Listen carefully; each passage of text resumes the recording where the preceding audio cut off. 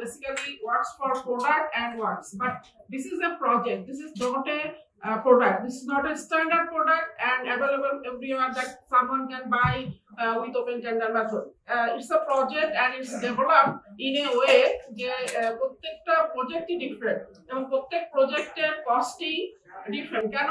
কারণ হচ্ছে যে land availability is a challenge because out of 55 tender we already saw that most of the places tender not submitted কারণ জায়গার availability এবং জায়গার কস্ট অনেক অনেক ডিফারেন্ট। যেমন আমরা পার্টিসিপেট করেছি ময়মনসিংহ ভালুকা থেকে, ওখানে একটা industrial zone, so as a industrial zone ওখানে ল্যান্ড পাওয়া যেমন scarcity, at the same time ল্যান্ডের ভ্যালুয়েবল হওয়ার কারণে মানে আমরা যখন জায়গা কেনার ইন্টেনশন ক্রিয়েট করেছি তখনই কিন্তু ল্যান্ড ডাবল ট্রিপল দাম হয়ে যাচ্ছে। সো ইন এ সেন্স আমাদের project cost not similar to other project cost. So যদি আমরা ওপেন টেন্ডার মেথডে করি আমার মনে হয় যে এই একটা প্রসেস বা একটা করা উচিত, সাপ্লিমেন্টারি একটা প্রসিডিউর থাকা উচিত যে কিভাবে এই ফাইন্যান্সিয়াল ইভালুয়েশনটা হবে এবং প্রজেক্ট কস্ট কিভাবে নির্ধারণ হবে, not a same platform.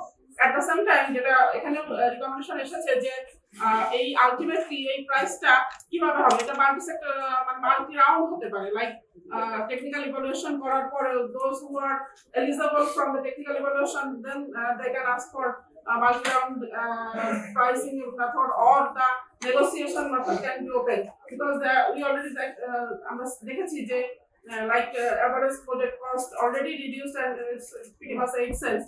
So যদিও কাছাকাছি হয় বা থেকে যদি একটু নেগোশিয়েট করতে হয় that we are open to do that. So আমি এই আজকের প্ল্যাটফর্ম থেকে আবেদন জানাতে চাই এবং সবাইকে এটা বলতে চাই যে যারা অলরেডি টেকনিক্যালি ইভালুয়েট হয়ে আছে এবং যারা টেকনিক্যালি এলিজিবল হয়েছে তাদেরকে ওই সুযোগটা দেওয়া উচিত বলে আমি মনে করি। আর এট দ্য সেম টাইম যে সিপিডি যে পুরো ওভারঅল যে স্টাডি এখানে কিছু সবকিছু কভার করেছে, আমি আরেকটা জিনিস স্মল অ্যাড করতে চাই যেটা সারিয়া ভাই অলরেডি বলেছেন যে ইনভেস্টরকে অ্যাট্রাক্ট করতে হবে, যে আমরা আমাদের যে টার্গেট গভর্নমেন্টের যে টার্গেট যে রিনিউয়েবল এনার্জি আমরা পার্সেন্ট করতে চাই বা ফাস্টার লাগাতে চাই, সেখানে এই টার্গেট মিট আপ করতে গেলে অবশ্যই foreign investor required as well as local ইনভেস্টরদের জন্য প্রজেক্ট অ্যাট্রাক্টিভ করতে হবে।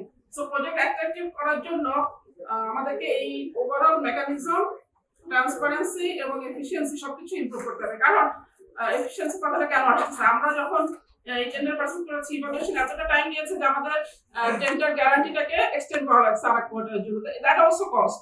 সো আমাদের আমরা already invested for land, already invested for tender guarantee, but we don't know যে কেন আমরা এটা পাবো না।